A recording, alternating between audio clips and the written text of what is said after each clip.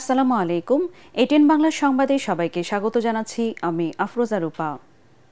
প্রধান উপদেষ্টা ডক্টর মোহাম্মদ ইউনূসের নেতৃত্বে জাতীয় ঐকমত্য কমিশন গঠন করা হয়েছে। ৬ মাস মেয়াদী এই কমিশন আগামী ১৫ ফেব্রুয়ারি থেকে কার্যক্রম শুরু করবে। মন্ত্রিপরিষদ বিভাগ থেকে এই কমিশন গঠনের প্রজ্ঞাপন জারি করা হয়েছে। কমিশনের সহসভাপতি করা হয়েছে সংবিধান সংস্কার কমিশনের প্রধান অধ্যাপক আলী রিয়াজকে। অন্য সদস্যরা হচ্ছেন জনপ্রশাসন সংস্কার কমিশনের প্রধান আব্দুল মুঈদ চৌধুরী, পুলিশ সংস্কার কমিশনের প্রধান সফর রাজ হোসেন, নির্বাচন ব্যবস্থা সংস্কার কমিশনের প্রধান ডক্টর বদিউল আলম মজুমদার, বিচার বিভাগ সংস্কার কমিশনের সদস্য বিচারপতি এমদাদুল হক এবং দুর্নীতি দমন সংস্কার কমিশন প্রধান ডক্টর ইফতেখারুজ্জামান। কমিশন আগামী নির্বাচনকে সামনে রেখে নির্বাচন ব্যবস্থা, পুলিশ, বিচার বিভাগ, জনপ্রশাসন, সংবিধান ও দুর্নীতি দমন বিষয় সংস্কারের জন্য গঠিত কমিশনগুলোর সুপারিশ বিবেচনা ও গ্রহণের লক্ষ্যে জাতীয় ঐকমত্য গঠনের জন্য রাজনৈতিক দল ও শক্তিসমূহের সঙ্গে আলোচনা এবং সুপারিশ করবে। ওয়ার্ল্ড গভর্নমেন্ট সামিটে অংশ নিতে সংযুক্ত আরব আমিরাতে দুবাই পৌঁছেছেন প্রধান উপদেষ্টা ডক্টর মোহাম্মদ ইউনূস। স্থানীয় সময় বুধবার রাত 11:15 তিনি দুবাই শহরে পৌঁছালে আমিরাতের ক্রীড়ামন্ত্রী ডক্টর আহমদ বেলহুল আল ফালাসি তাকে স্বাগত জানান। সম্মেলনে অংশগ্রহণের জন্য প্রধান উপদেষ্টাকে ধন্যবাদ জানান তিনি। এ সময় পারস্পরিক স্বার্থ সংশ্লিষ্ট বিষয়গুলো নিয়ে আলোচনা করেন তারা। বিশেষ করে ক্রীড়া ও সংস্কৃতির ক্ষেত্রে দুদেশের সম্ভাব্য সহযোগিতার বিষয়ে মতবিনিময় করেন। এ সময় পররাষ্ট্র উপদেষ্টা তৌহিদ হোসেন সংযুক্ত আরব আমিরাতে নিযুক্ত বাংলাদেশের রাষ্ট্রদূত তারেক আহমেদ এবং ঢাকায় নিযুক্ত সংযুক্ত আরব আমিরাতের রাষ্ট্রদূত আবদুল্লাহ আলী খাসিব আল হামৌদি উপস্থিত ছিলেন। এর আগে বুধবার রাত 8:45 হযরত শাহজালাল বিমানবন্দর থেকে আমিরাতের উদ্দেশ্যে রওনা হন প্রধান উপদেষ্টা। প্রধান নির্বাচন কমিশনার এএমএম নাসির উদ্দিন সহ অন্যান্য নির্বাচন কমিশনারের সঙ্গে বৈঠকে বসেছে জামায়াতে ইসলামীর 6 সদস্যের প্রতিনিধি দল। সকাল 10টায় আগারগাঁওয়ের নির্বাচন ভবনে জামায়াতের সেক্রেটারি জেনারেল অধ্যাপক মিয়া গোলাম পরোয়ারের নেতৃত্বের প্রতিনিধি দলের সঙ্গে এই বৈঠক শুরু হয়। প্রতিনিধি দলে রয়েছেন জামায়াতের সহকারী secretary general HM. Hamidur Rahman Azad, কেন্দ্রীয় কর্মপরিষদ সদস্য জসিম উদ্দিন সরকার, ঢাকা মহানগর দক্ষিণ জামায়াতের কর্মপরিষদ সদস্য এস.এম. কামাল উদ্দিন, সুপ্রিম কোর্টের deputy attorney general Mohammad Yusuf Ali. একাদশ জাতীয় সংসদ নির্বাচনের আগে নুরুল হুদার কমিশন দলটি নিবন্ধন বাতিল করে প্রজ্ঞাপন জারি করে। নিবন্ধন ফিরে পেতে আদালতের রিটের শুনানি চলমান।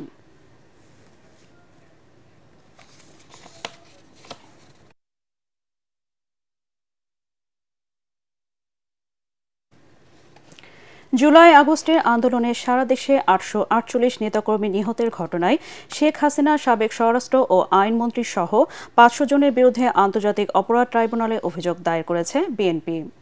এর মধ্যে বিএনপি ছাত্রদল সহ অঙ্গ সংগঠনে 524 জন নেতাকর্মী শহীদ হয়েছেন বলে জানিয়েছে দলটি। সকালে ট্রাইব্যুনালে অভিযোগ দায়েরের পর এসব তথ্য জানান দলের মামলা ও তথ্য সংরক্ষণ কমিটির সমন্বয়ক সালাউদ্দিন খান। শহীদদের তালিকা সহ 84টি মামলার এজাহার কপি জমা দেওয়া হয়েছে আদালতে।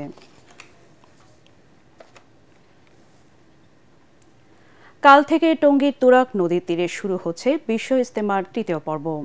বিশ্ব মার্কাজ নিজামুদ্দিন অর্থাৎ সাতপন্থী মুসল্লিরা এই পর্বের ইজতেমায় অংশ নিচ্ছেন।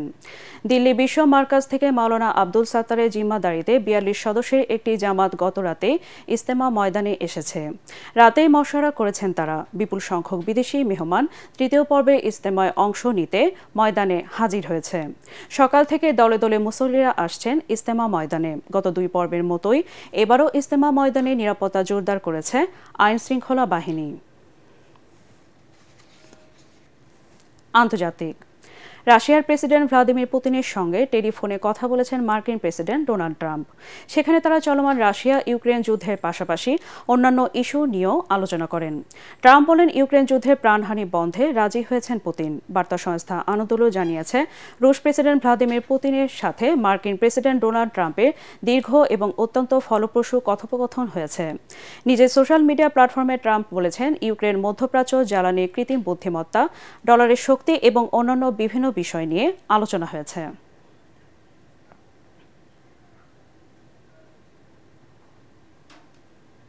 খেলার খবর। চ্যাম্পিয়ন্স ট্রফি খেলার উদ্দেশ্যে রাতে দেশ ছাড়ছে বাংলাদেশ জাতীয় ক্রিকেট দল। রাত 2:45টায় সরাসরি সংযুক্ত আরব আমিরাতে যাবে নাজমুল হোসেন শান্ত, মুশফিকুর রহিম, মাহমুদুল্লাহ রিয়াদরা। নিজেদের প্রথম ম্যাচে দুবাইয়ে 20 ফেব্রুয়ারি ভারতের মুখোমুখি হবে টাইগাররা। গ্রুপের অন্য দুই দল পাকিস্তান ও নিউজিল্যান্ড। মূল লড়াইয়ে নামার আগে 17 ফেব্রুয়ারি দুবাই আইসিসি ক্রিকেট একাডেমি মাঠে একমাত্র প্রস্তুতি ম্যাচে পাকিস্তান শাহিনসের সাথে মুখোমুখি হবে বাংলাদেশ।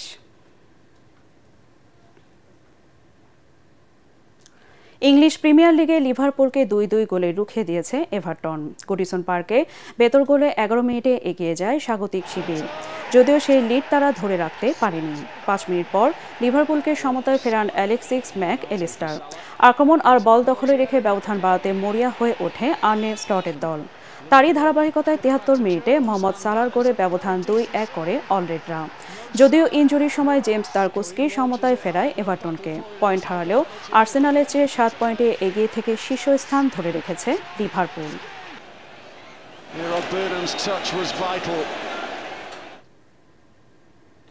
পরবর্তী সংবাদ দেখার আমন্ত্রণ জানিয়ে এখনকার মতো শেষ করছি।